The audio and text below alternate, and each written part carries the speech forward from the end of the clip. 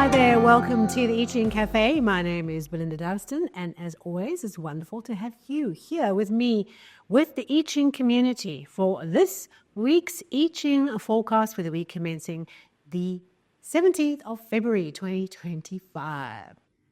Wow, we're in the second half of February, and if you have watched the monthly episode, you'll know that there's one changing line for the month, which means that it's quite likely that the one changing line we had has reached its maturity and has starting to bring its outcome hexagram into its fullness, hexagram 22 grace. So what are we embellishing and beautifying in the second half of February? Go and check out the episode if you have not listened or seen. Okay, so last week we had a locked hexagram, the magnificent hexagram 35 progress. Yes, natural, easy progress, like the sun rising above the earth, drawing the light to the midday sun. And so we would expect that working with this energy, two things, or maybe both these things would come to us. One, the doors open.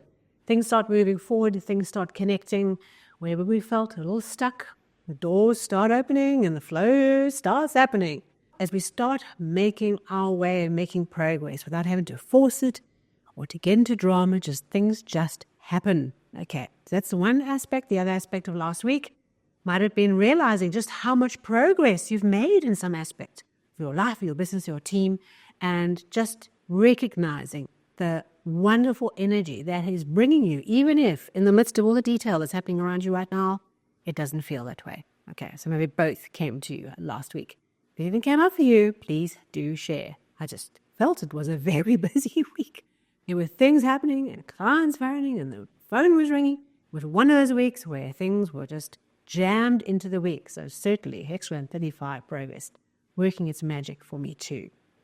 Okay, this week, no longer a locked hexagram. This week we have one changing line. So let's get into what the I Ching is asking us to pay attention to this week. We have, I'm afraid to say, a returnee. I mentioned this returnee last week when I was speaking about progress, because we have this week is 38 opposition. Okay, so we come back to an area where we are a little stuck. We're a little opposed. We're a little at odds with the world around us. We're struggling through, feeling cut off, restricted, and blocked. Okay, this is the hexagram, oil and water not mixing. We have had this hexagram 2 months in a row prior to this month, right? December and January, we had this hexagram. We're working through it. And here it comes again.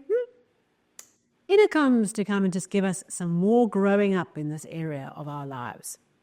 Now, I feel very strongly in working with and preparing for this week's episode that many of us will find and experience that what this hexagram is really asking us to do in order to move forward, in order to get to the next kind of gaming level in our lives, right, is we need to really get outside the box, right? Think outside the box, because this hexagram really is about, two worlds not understanding each other. And in order to move forward, we need to find a new way, emulsifying that mayonnaise that I spoke about in previous episodes. This hexagram is really about taking what might be a potential conflict and transforming it into a wonderful, creative, dynamic tension, okay, where the energy of the tension is creative and positive and moves things forward.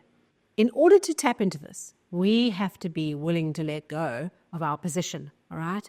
Or the way we always treat a particular thing, or the way we always have done a particular thing. We have to move from what is known and comfortable into something that is new and unusual and a little alternative, okay? And the other part of this opposition needs to do the same. We can't meet each other, right, where we are standing on our little pedestals of opposition and find a way forward. We have to move our position. This is the process of the conflict, right, moving that from conflict to this dynamic tension. You see all around us in the world at the moment, lots of examples and lots of situations where there is this opposition, right, and everyone is trying to win.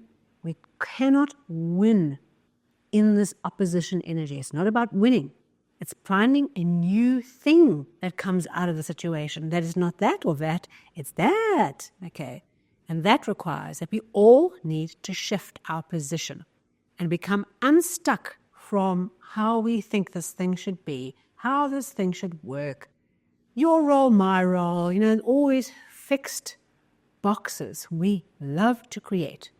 We have to be dynamic, we have to be adaptable and agile and persevering, and we find a way through, and usually it's by tapping into the wild ideas that bring in that energy, that shifts it from opposition to creative tension. That is what we are learning how to do this week. Now, there are lots of facets to this hexagram. I'm certainly tuning us into one particular one that I feel very strongly about. Wherever you feel stuck, wherever you feel caught up in an opposition or in a situation where you don't feel understood or heard, you feel out of the cold, right? People are not hearing you, don't feel heard and understood. Take a moment and say, where am I stuck in my position? Where am I holding on to an old way that I would deal with the situation, engage with this organization, this individual, my boss, my partner, whatever it might be? What's the typical way that I would typically respond to this situation? Okay, write that down. What's my usual behavior in this situation? And then write down what would be all the unexpected things that I could do that I wouldn't normally do, that others would not see coming. Okay. All right, so that's what this process is about, is just getting us out of that stuckness of you say, I say, he says, she says. Think about what is your default reaction to this situation. What's the knee jerk? We all have it. We all have these neural pathways that have ground down to these repeated patterns. And when the event happens, we respond like that. When the event happens, we respond the same way. And the more we do that, the more entrenched those behaviors become. Like the saying goes, neurons that fire together, wire together, right? The longer we respond in the same way, the more powerful it becomes and the harder it becomes to be different. And perhaps if anything we take from this week is we become conscious of what is the habitual response I bring to this type of situation. We understand and we observe people around us, and we know that, when that happens, there we go, bing. It's guaranteed that's what's going to happen. That's the reaction I'm going to get, okay? And what we want to do is you want to rewire that. We don't want to keep those neurons firing off at the same time. Okay, so we're going to work on that list. We're going to identify what's our go-to, and we're going to find much better, more realistic and valid and powerful responses that we wouldn't normally do, and we're going to try them. Okay, that's how we shift the energy this week. Now, one changing line. Third position, trickiness, okay? In this particular line, this line is sandwiched by two powerful lines who are not really in their natural place, okay? And there's uncomfortable energy, and this line is certainly uncomfortable to start, but has a wonderful opportunity to move forward. This line speaks about, the wagon has come undone, unhitched. The oxen that pull the wagon have wandered off or come to a standstill. Someone's cut my nose off and cut my hair off. There's a lot of difficulties in this line, and speaks this idea of coming a cropper. Okay, coming to a position of a setback, things not working out, things being really hard, and everything you do, or you feel you do, it's all so hard. Okay, so we have got to take ourselves a little less seriously this week, okay? It doesn't mean that we are silly, okay? But this week, this energy is connecting us to where there are setbacks, where we feel frustrated, where everything seems to be hard and is coming undone. In a previous time when we had this line with the wagon and the oxen, I had a critical vehicle in my team go down, and it was an absolute pain trying to work around all the challenges of trying to get the work done. So you might find literally physical transportation difficulties, okay, the wagon and the oxen. But really what this line connects us to is this idea that despite how we might feel, despite all the difficulties, presented, okay, in this kind of opposition energy, right? Things coming unstuck, is we need to fiercely hold on to the leader, the top. Okay, so that leader might be principle. For most of us, it's holding on to the principle. What's really important in the situation? What is the enduring principle that is really important for us to stay connected to, right? The higher principle, higher thought, the goal, the purpose that you're working towards, all those kinds of ideas, right?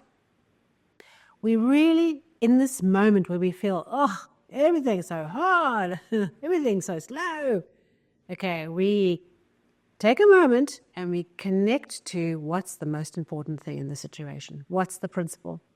And then we hold on to it for dear life. Okay. The principle, or what we're holding on to, the top line, might be an actual person. It might be your leader, right? It might be someone who is a senior who can help you work through this challenge, who can help guide you in your role through the challenge to find a way forward. Okay, so we hold on tight to the principle. We persevere. Despite the difficulties, we put our head down, put the emotions aside, and we do what needs to get done. And that ends well. It doesn't begin so well, it ends well if we are able to do that. Okay, so that's why I said there's a bit of light at the end of this tunnel. If we are able to hold on tightly to the principle, the person, the leader, the guiding energy of what you're trying to do, grab it with both hands and cling to it for dear life this week, because it will move you forward. Now, we only have one changing line, and then we have, of course, a second hexagram. When we have changing lines, that brings a change in energy from the first hexagram to the second hexagram. I like to see these two hexagrams as like the yin yang symbol, like the black and the white, like interacting and transforming. So as we're moving through the week, the one is transforming into the other. It's not like there's a stop and a start, right? And so our second hexagram is the antidote to everything. Because it's hexagram 14, possession of greatness. Yes, okay. Holding on to principle, right? Reaching out to what is really great in the situation, what you're really creating, what's really important, the relationships that are so vital. Holding on, giving those things energy, possession of greatness. This is a beautiful hexagram of gold and abundance and wealth. I always speak about, wouldn't it be nice if gold bars just manifested or you won the lottery? But this hexagram is really about wealth in many ways. It's about realizing just how wealthy you are. We could have all our money taken out the bank account, and if we are truly wealthy, our relationships, our ideas, our discipline in life of how we go about doing what we need to do, our health and well-being, if those things are good, we can start working towards bringing it back. We can reach out to our relationships. If our relationships are strong, we can reach out to our networks if our networks are strong. So wealth in this hexagram can refer to lots of different wealth. Okay, it's about recognizing just how wealthy we are. Recognizing the abundance that's around us, the opportunity, the gold bars that are piled up all around us, right? And maybe for you that is a few gold bars suddenly appearing next to you when you wake up. And so we work with the idea of wealth this week, all right? This is a setback issue and some of these dramas, okay, and the wagon and the oxen and the nose cut off and all the kind of feelings of being disrespected, right? We can wash them away by just focusing on the wealth we're creating, what's really important, what gold bars are we making here? And gold bars are also about how we create wealth for others, okay? How we show others how it's done, how we share what we create. Not in dishing it all out because someone's got a handout, but by sharing knowledge, sharing information, being a leader, being in principle, showing others how it's done and that it can be done. That is true wealth.